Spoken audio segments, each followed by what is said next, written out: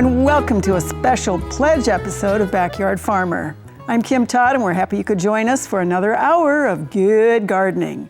Give us a call with your gardening questions at 1-800-676-5446. If you'd like to send us pictures or emails for a future show, that address is byf@unl.edu.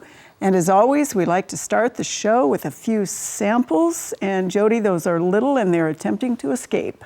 Yeah, I will try to collect them after this. But I have baby bagworms. So most of the time, this is what I do every year, is look for the baby bagworms. And so now I have this expectation of me, so I have to go out and find them. And I have to say, in Omaha, they have hatched. So normally, if you can find the weather and you can see the growing degree days, it's about 600 to 900 growing degree days. And we do have that on our weather station at the office. But you can see that these have hatched. And so those tiny little things, I don't know if you can see them, they're crawling all over. They are the tiny little bagworms that have hatched out of the bags that look kind of like pine cones. They can be 2 inches when they're fully grown. Let me just put that one in there. But right now, this is about the time to treat if you see these little bagworms. So you're gonna want to treat with BT, and that is going to be just specific for those caterpillars. And do it while it's young, and then read the label, and you'll probably have to treat again in about a week to 10 days. Great, thank you, Jody, and they are dinky. Okay, Jeff, as compared to whatever you brought, what is that? Well, I thought I'd bring in one of our tougher weeds. So this is mare's tail. Sometimes people will call it horsetail.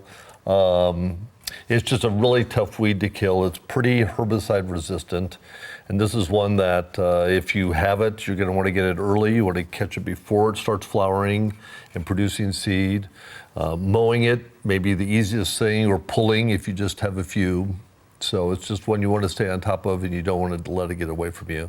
It kind of hides in your landscape, and it might be one of those that you might not notice until it's really too late. So Perennial or annual? An annual. It's an annual, yeah. Which is, again, why you lots of seed. Cut it before it unleashes itself on the world. Right. So this maybe isn't recommended, but last year I let one of those get to about 7 feet tall in my yard. Oh, fun. Did you ride it like a horsey? You know what? That was a missed opportunity, Dana. Oh, man. All right. Thank you, Jeff. And on that note, Kyle, what have you done to that iris? I did nothing to it, but a virus did mess with it. And so this is a rhizomatous iris, and that has iris fulva mosaic virus. There are about 3 different viruses that affect irises. Virus, iris, this is going to get hard. But there are about 3 viruses that affect irises.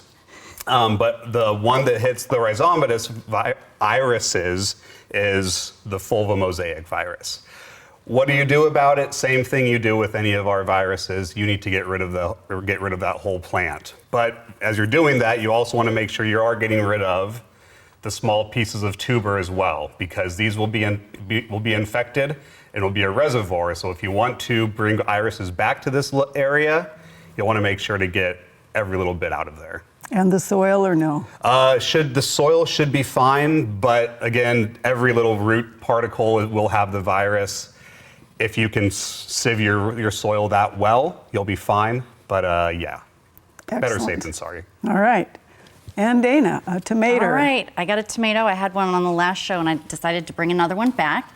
And what we're going to talk about is tomato pruning. And most of our cherry tomatoes, like this one, are indeterminate, meaning they keep growing and producing all season long. Other popular indeterminate varieties include the Brandywine, our other heirlooms. But what we want to do when we start pruning, when these are 18 to 24 inches tall, is we want to pinch out these little suckers. And those are just the little spot between, you can kind of see them between the stem and the leaf, and you just kind of want to pinch these guys out. And then that's all you got to do. And that's going to help prevent disease, improve airflow, and keep your plants focused on fruit production. For any type of tomato, you can kind of do some pinching at these leaves that are going to touch the soil to prevent soil-borne fungus from splashing up during rain or watering. No need to overdo it. Just a few minutes a week can help keep your plants healthy and strong and harvest all summer long. Perfect. Excellent job, all y'alls. Okay, 3 pictures on the first one for you, Jody. This is a farm north of Lincoln. She says she gets ants every single year coming in looking for food scraps. These are normal, but whatever this is not normal. They appeared after the last rain. They're swarming. She only uses rubbing alcohol. She wants to know what they are. Are they harming anything? And will they move out and away? And how does she prevent them? Oh, that's a lot of questions. Okay, but I love ants. So these are what I think are odorous house ants. So if she has any inkling, she can smash one of them and sniff it. And if it smells like blue cheese, that's what it is. They really like sugar. So you can get any type of sugar bait. They love liquids best, and you could provide that to them. Since you know they are nesting outside of the home, you can put it out there so they don't have to come all the way in to feed.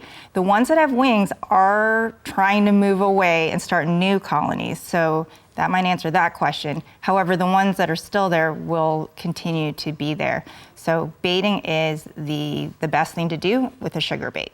All right, excellent. You have 1 picture on the next one and a very long commentary and question, which is great, but basically he had terrible, terrible white flies last year in his tomato, and he's been using a product on it that's a dosing product. Not sure what's going on with that one. He wants some way to control white flies. He's talking imidacloprid, all sorts of different things.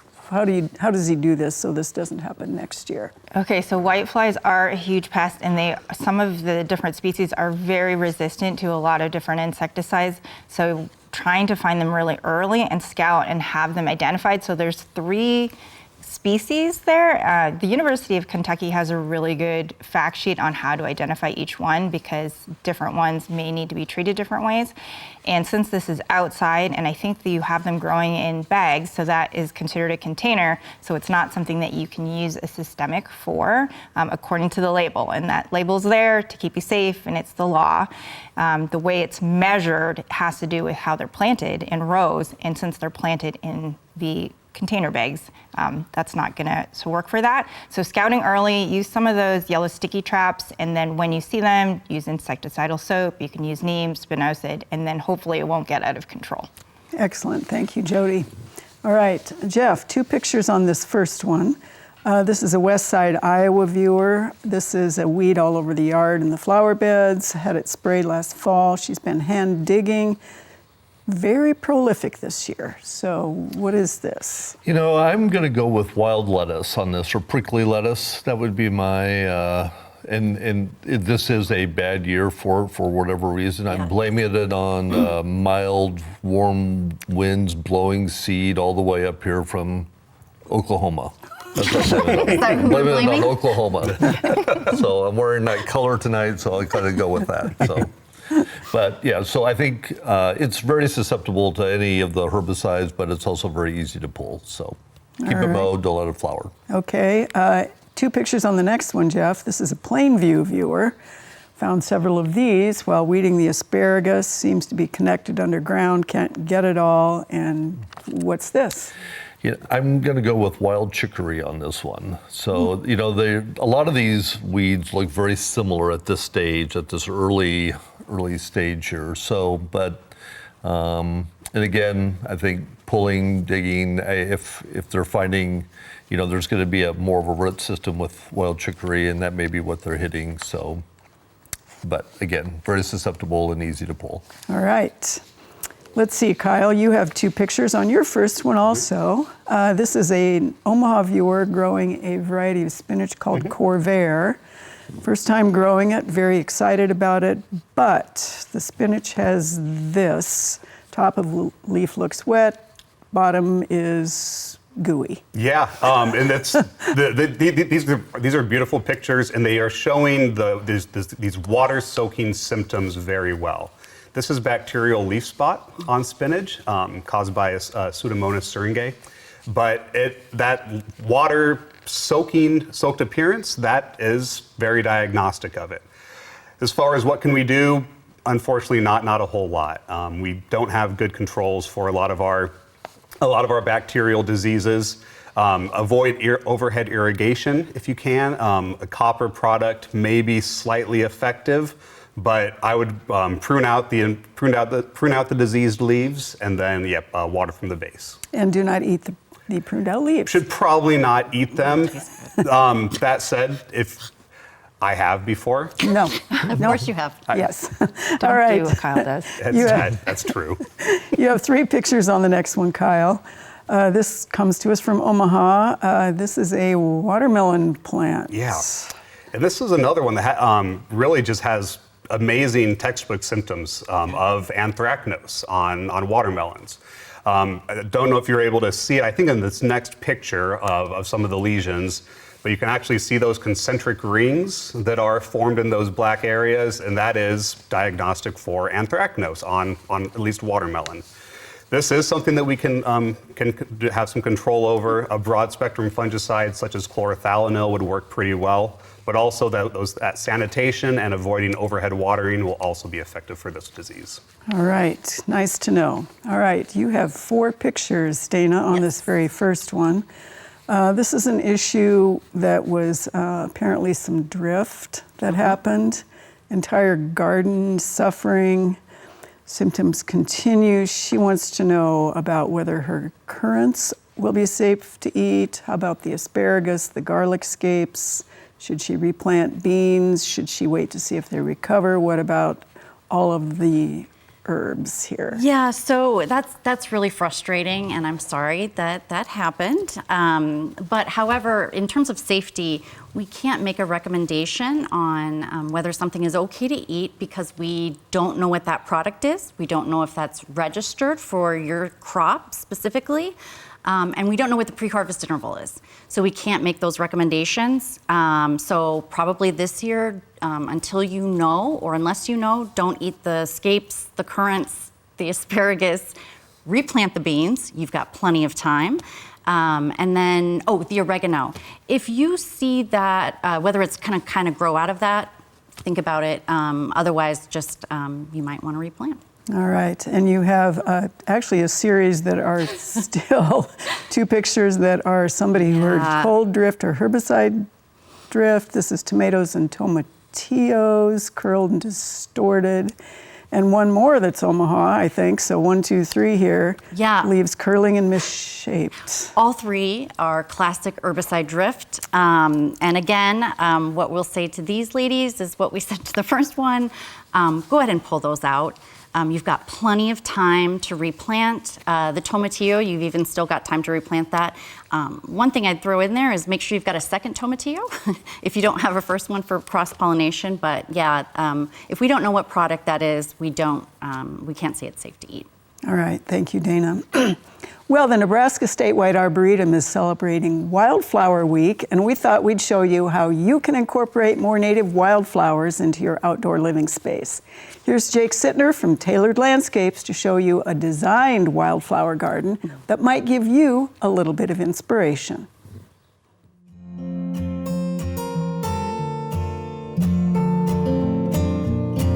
Wildflowers and, tough, long-lasting perennials are important because they require less inputs than turf grass. And with destroying habitat, all the natural stuff that we kind of take for granted, we kind of need to recreate it. One analogy that I kind of like is you're not going to turn an aircraft carrier around on a dime. It's one of those where if we all pitch in, we all do our little part of putting pollinator plants and maybe just limiting how much water. Let's just say we all use 10% less water on our lawns and we're conserving water. We take water for granted.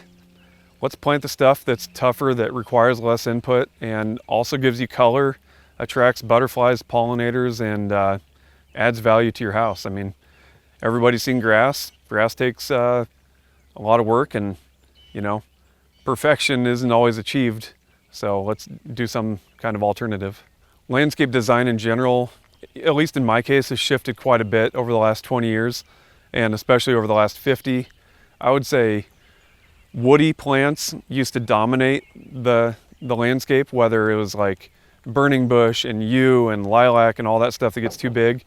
And now my designs are 70% herbaceous. So like, you know, the question we always get asked is how do I get color from March all the way through October?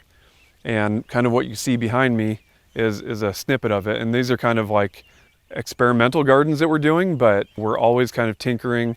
We're trying new varieties. It may not be a truly native, like a lot of what you see today isn't going to be a true native, but we're focusing on what's tough. We're not babying stuff. We're watering it when it gets pretty desperate for water, but otherwise we're pushing it to the limit and seeing what works out here.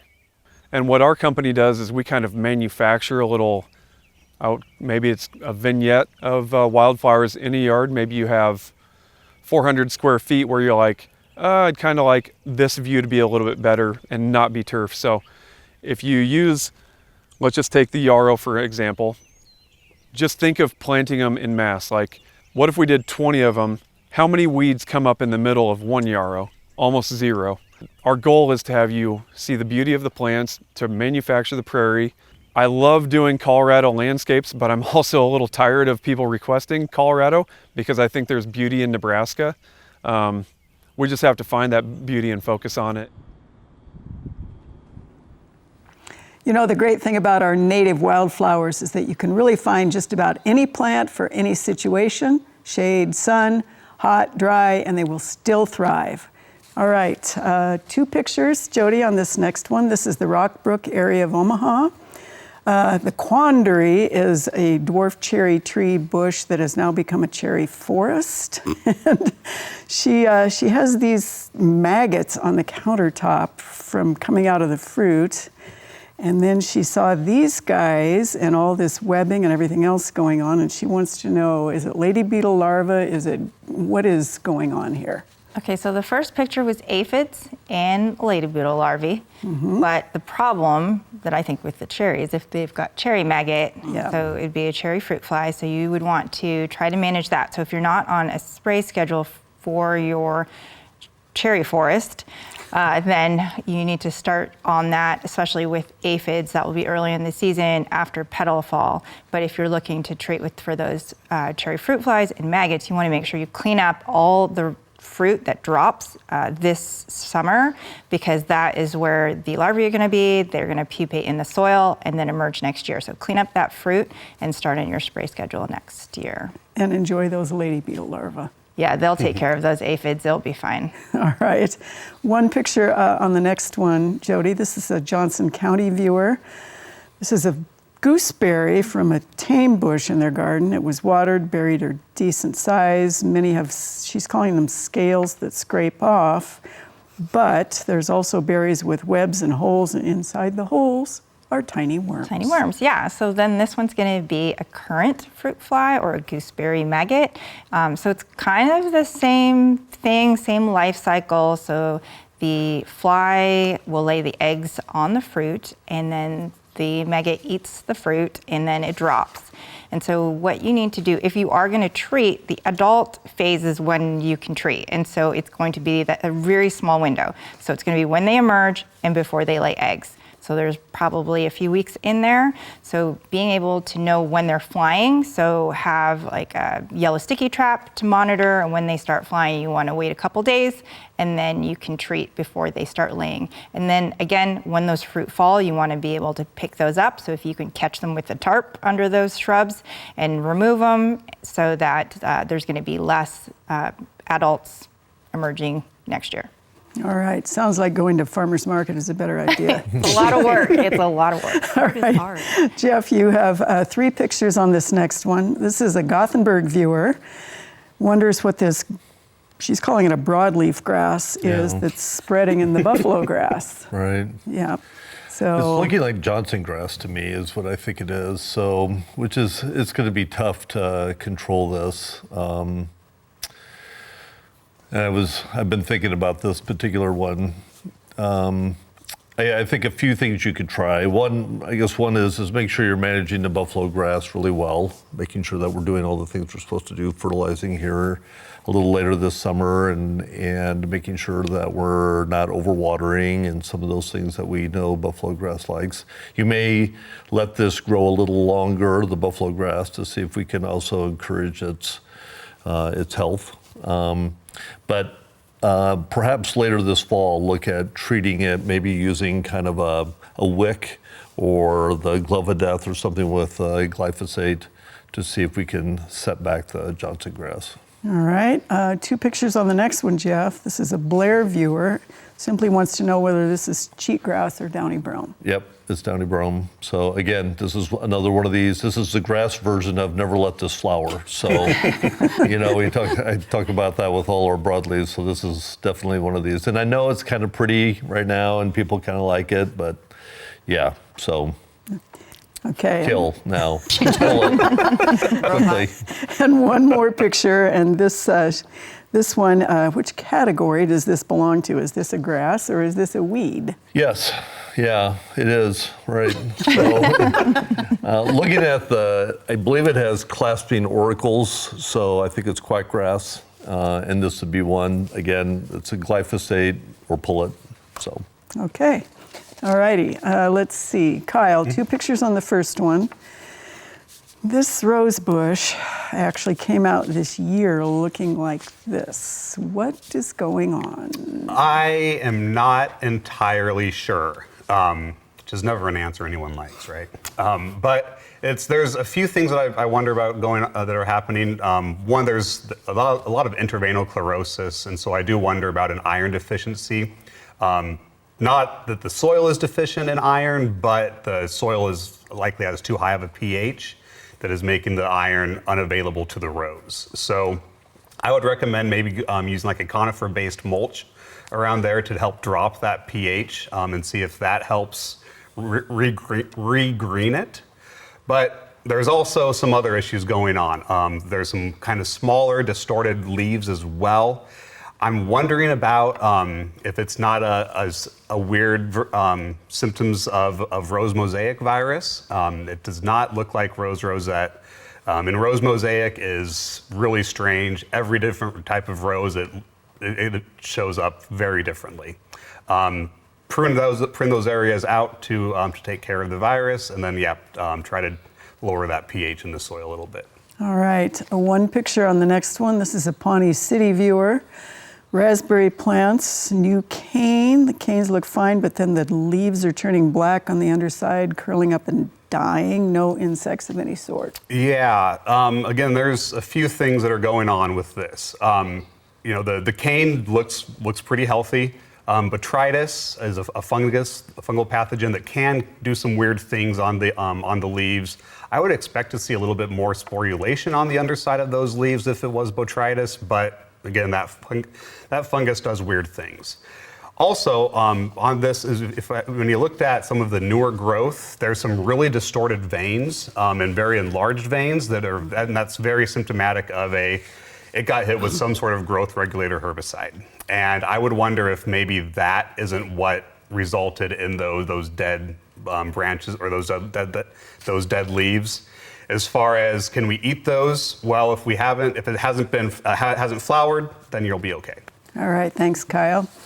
Let's see, Dana, 2 pictures on the first one. This is a viewer from Southwest Nebraska that has pretty dianthus. Yes. She's wondering if she should cut them back. She just read about deadheading. Some look good. Should she cut them back? So yes, you should deadhead your perennial flowers.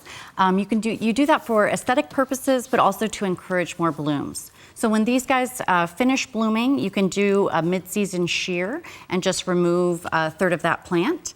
And then that should tidy things up. If the plant gets a little leggy, the one on the first picture could look a little leggy. I would think just they don't want to be overwatered. They want a well-drained soil. So just check that if it's getting a little leggy. All right, and 3 pictures on the next one. And she had issues with hibiscus that, the good ones look good, and then all these canes fell out, and then she found a hole in the bottom. So What do you think is going on here, and what can she do about it? You know, hibiscus, hardy hibiscus, it does die back, and then it shoots out kind of new canes from the roots. So I'm not worried about that so much. I mean, that seems kind of natural and normal. What I am worried about in this picture here, you can see it, is that landscape fabric. And that can be a problem. That could be doing some constriction of the crown. So I think this viewer asked about doing some digging in the plant. And so what the digging I would do or would recommend is to pull those rocks back, pull back the landscape fabric, and maybe try a little bit of mulch. All right, thanks, Dana. Well, let's take a minute to hear from Gannon Rush from UNL's High Plains Regional Climate Center about what we can expect for next week. Thanks, Kim. We have a relatively quiet week ahead of us. Friday will be the coolest day with highs in the 70s and even into the 60s up in the northwestern part of the state. On Saturday, it could be a little warm in the McCook area with highs in the upper 80s. Otherwise, temperatures will be near normal until Wednesday when highs will be in the upper 80s across the state. We're not expecting the greatest amounts of rain this week, but there's still a possibility of an inch plus in the Chadron area. This is ongoing, and outside of this, there's still a possibility on Friday and Saturday. We're still dealing with long-term dryness in the state, but the drought situation has improved in the short term. The area of extreme drought up in the Panhandle that had been plaguing the area since October of last year was removed this week, which was great to see. And that's your week of weather forecast. Back to you, Kim. Thanks, Gannon. We've got much more coming your way on our show. Time for a short break. After the break, we'll have the lightning round and those plants of the week. There's more Backyard Farmer right after these messages.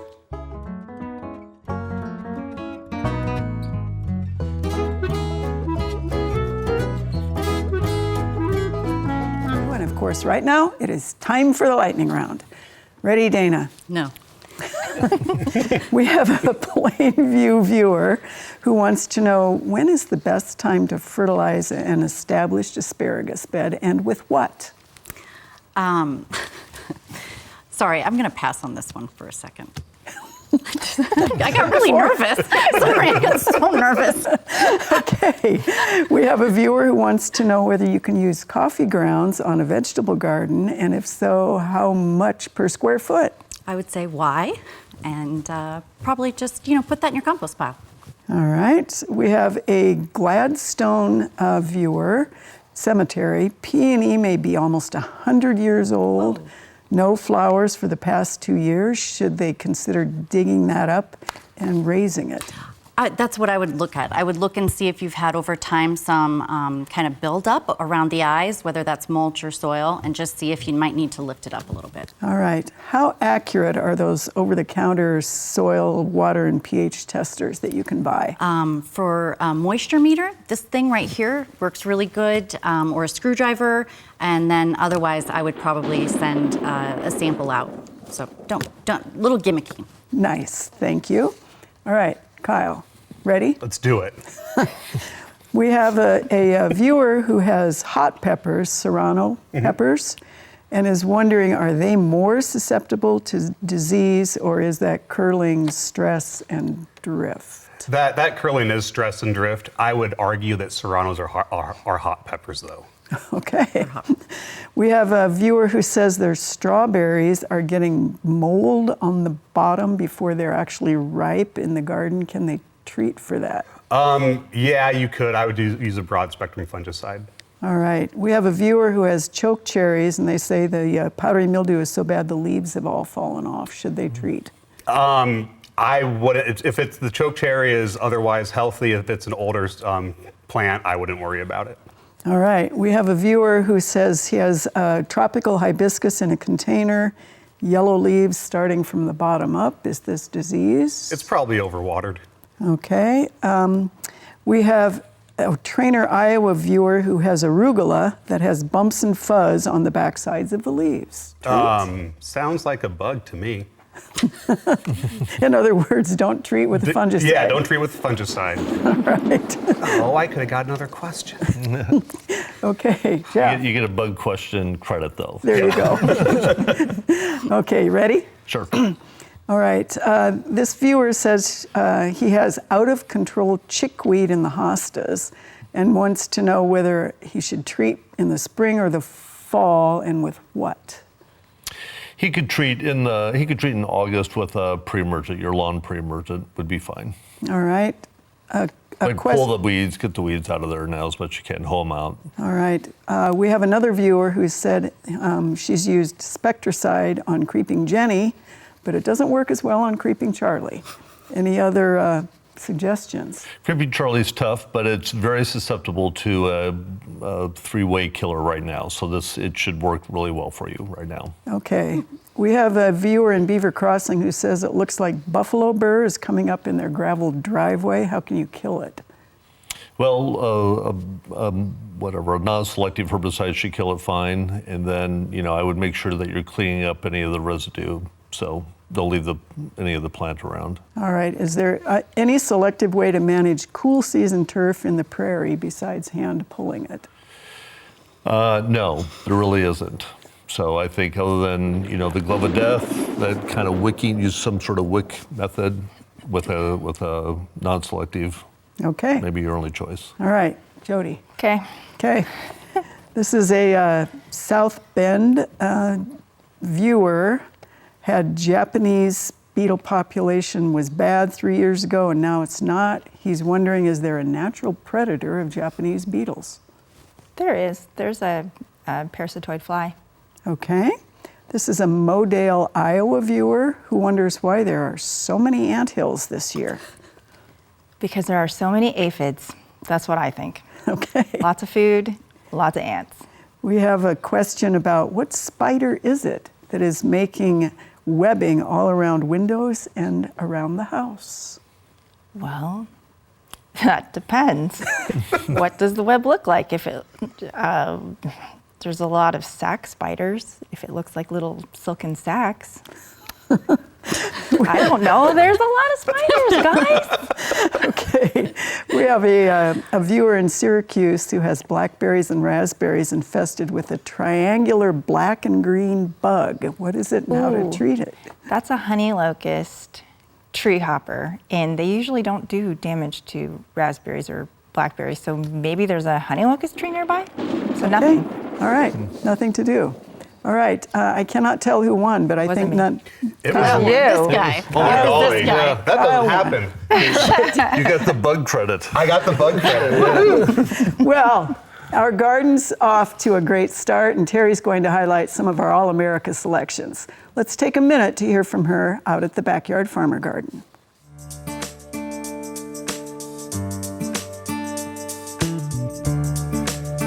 This week in the Backyard Farmer Garden, we're going to start looking at some of our new All-America Selection winners. This week, we're going to look at a new dianthus. It is called Captain Magnifica. It's really kind of a cute one. It's really a darker pink, so it's not really that kind of pastel, so it can kind of move into kind of those warmer colors. But it is a national winner, so you're going to see it at all of the display gardens across the country. You can use these as a cutting flower, so they should get a little bit taller, and you can actually cut them and take them in for bouquets. Ours are a little bit shorter because we are kind of keeping them under control in the greenhouse. Plant height is 12 to 18 inches upright. It's going to bloom from spring to frost. It's got that really nice dark or pink and then the white center. And all of the judges just thought it was great. Not a lot of insect issues or anything. So try Dianthus Captain Magnifica in your garden next year and stop by the Backyard Farmer Garden and check it out. We're thrilled to have most of our garden installed. We do hope you can make time to visit us on East Campus in Lincoln. And of course, right now we have Plants of the Week. Dana, what do we have this time? So you brought a very pretty rose. That's from the Elegance series. That's Yellow Submarine. That's a hardy, pretty vigorous, upright rose that can reach 4 feet in height. And then the other pretty contrasting one is the lovely 9-bark chocolate satin. And so this in the spring has lovely white blooms. It's obviously out of bloom, but all summer long you've got that pretty burgundy foliage. And then in the winter you've got that nice exfoliating bark. Perfect. Thank you very much, Dana. All right, we have a lot of announcements going on in the gardening world. Friday Live is going to be in Valentine at Old Mill on Sunday, June 8th. 4 p.m. Then BYF is going to be in Valentine. On Tuesday, June 10th, we are going to be at the Frederick Peak Golf Club. Then we have the 56th Annual Monroe Meyer Guild Garden Walk, Sunday, June 8th in Omaha. Self-guided tours of 6 gardens, tickets at Hy-Vee and Garden Walk, East Campus Discovery Days, and the Farmers Market is coming up next, Saturday, June 14th, and we will be in the Backyard Farmer Garden with Extension Master Gardener volunteers, and the Garden Club of Lincoln, Saturday, June 14th, a self-guided garden tour, multiple different locations, and lots of fun stuff in the gardening world for everybody. All right, lots of questions left, so we're gonna hustle right through these. Let's see, your first 1, 2, 3, 4, 5 pictures, Jody, are aphids. The first 2 are Wood River, pruning the autumn joy sedum. Nearly every leaf has tiny black insect eggs. Your third picture is aspen trees this is the second one of the sedum.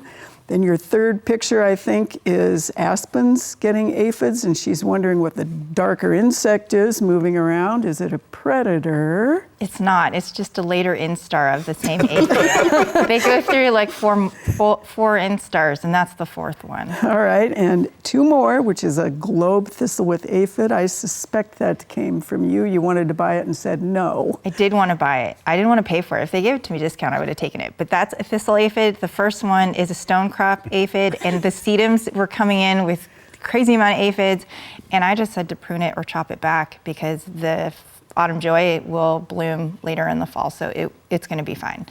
How do you treat all these aphids? Well, I just chopped it off, so I didn't have to treat. But because spraying it with water was really hard, and like neem oil and like insecticidal soap, those are all what works, but it's a lot of work. So I just chopped it off, and I didn't buy this globe thistle. Okay. And you have 2 more pictures, Jody. First one comes to us from Hardington, wondering if the phlox is salvageable because it's got spider mites. Can she cut it off to keep it under control? Yes, cut it off and spray it with water. Keep it, they like the hot and dry, so keep that wet. All right, and then one more picture. This comes to us from Lubbock, Texas. It's an early girl tomato plant. If you look really close, I think you can see webbing. She did apply iron and systemic drench. Okay, that's probably not going to help for the spider mites, but if you want to hose that off too, and you can treat, I don't know what it's like there in Texas, but it's probably hot and dry, so you probably want to make sure that you check earlier and check all the other tomatoes if you have other ones for spider mites and treat them early. All right. 2 pictures for you, Jeff, on this first one. This is a Central City viewer purchasing a home. There's this vine growing inside the tree. Is it safe to remove it? And then your third picture is a Columbus viewer who says, what is this spreading weed and how do we control this one? So it's poison ivy season. Yes. So it's tough. Poison ivy, some folks, I know there's always, someone's grandfather that was never susceptible to poison ivy and could dance in it and never have a problem, while the rest of us all break out. So you need to be very careful, have nitrile gloves, some sort of protective glove that you wear. I would there are some poison ivy killers. I have tricloperenum. Use those. You have to use them very carefully because they will kill the other plants around you as well. So it'll be a thing to get rid of these. All right. Let's see. 2 pictures on the next one, Jeff. This comes to us from Panama, Iowa. I think you had this one last time, maybe, or somebody did. This is a vine with long thorns. What can be put on this without killing anything else? The same thing. So I would use the same thing. You could cut this back. It's a little easier this is greenbrier, so it's a little easier to control from that standpoint. But I would use the same product, same method.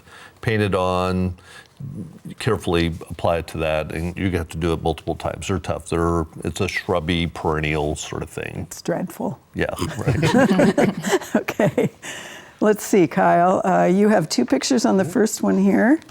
So the question on this one is, is serrano peppers. Okay.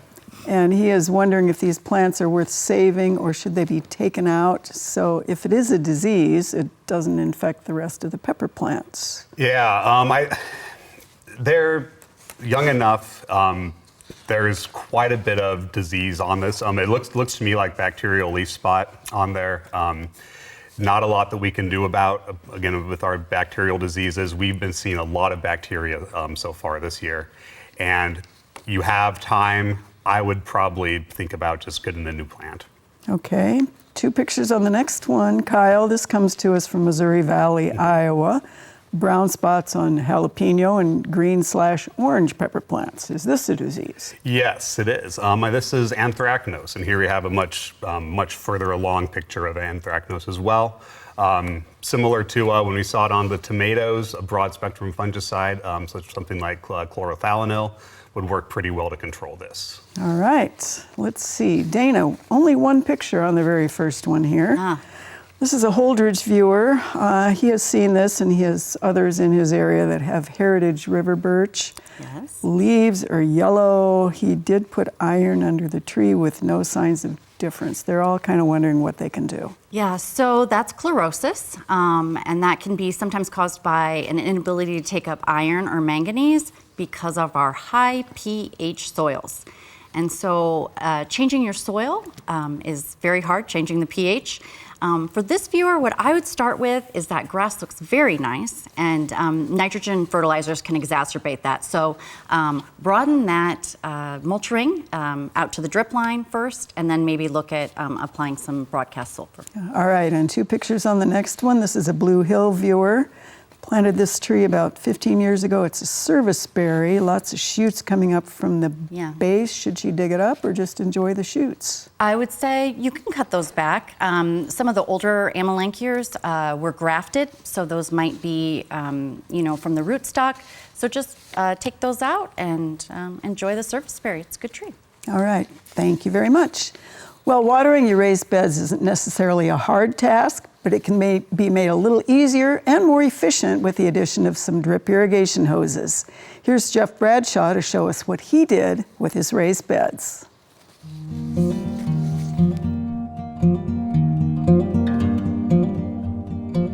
We use drip irrigation in our garden beds here. The main advantage is that we can water underneath the story, so we don't have leaf wetness issues that could promote disease and challenges in management from that standpoint. Also provides some convenience. We've got it hooked in our automation system that we have here for our irrigation. So it facilitates us leaving the home and not having to be here tending the garden every day. As opposed to overhead watering, the drip irrigation provides a couple advantages. One is we don't have disease issues that you can have with overhead watering. Another advantage, the drip system, is it uses less water, so we can be more efficient with our watering. Our system that we have set up here is really more for supplemental irrigation. This year we might need more than supplemental irrigation, but our original setup here is really for supplemental. For us, the drip irrigation system works best.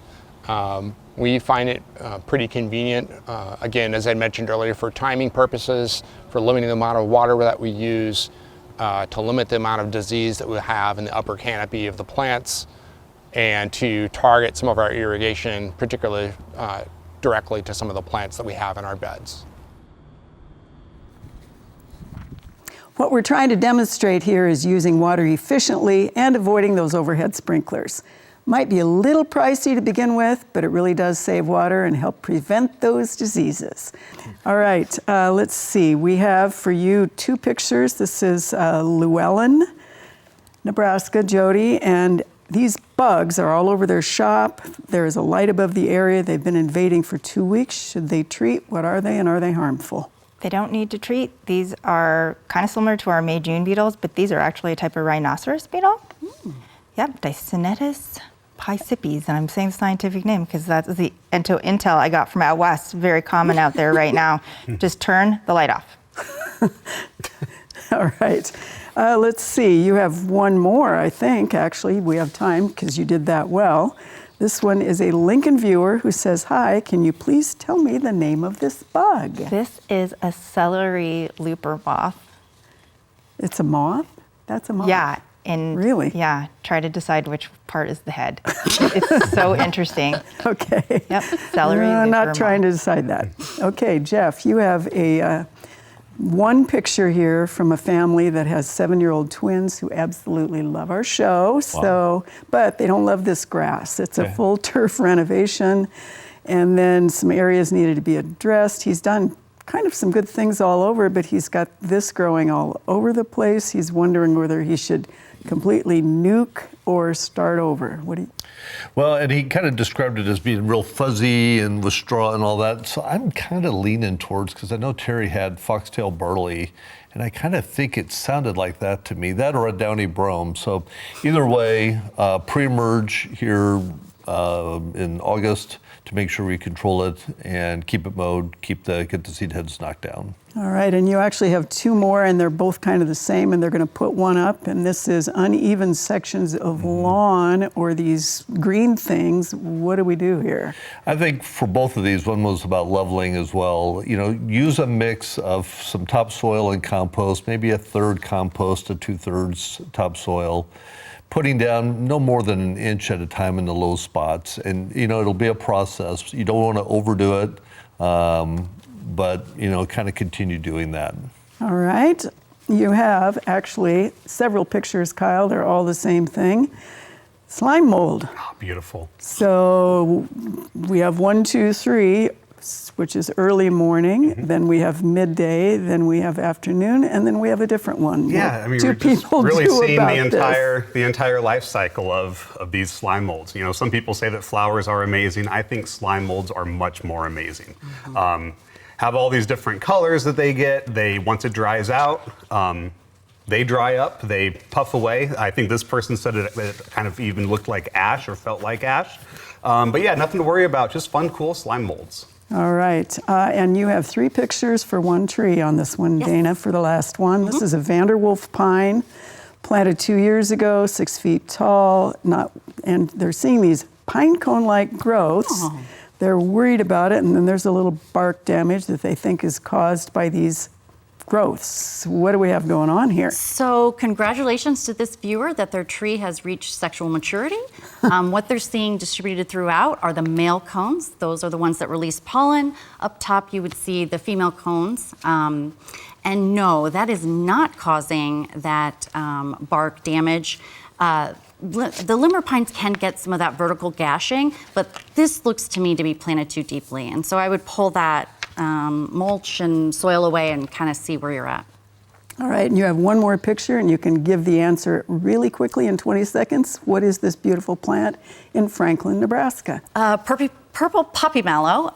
It's a beautiful plant, native prairie plant, and don't dig it up from the cemetery. Go buy your own. It's a taproot. It's got a taproot and doesn't like to be moved. And if you want to see what it can do if you let it do it, you can come up to the Backyard Farmer Garden and watch it take over the north. Trail and then do a little climbing. All right.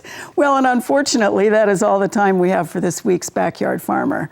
We want to say thanks to everybody who submitted those questions for the week and to our panel for another great show.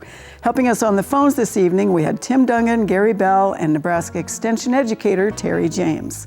Next time on Backyard Farmer, we'll have a very special show as we'll be coming to you from Frederick Peak Golf Club in Valentine. Don't forget to stop by the Backyard Farmer website at byf.unl.edu. Sign up for our weekly newsletter. So good night, good gardening, and we'll see you all next week from Valentine right here on Backyard Farmer.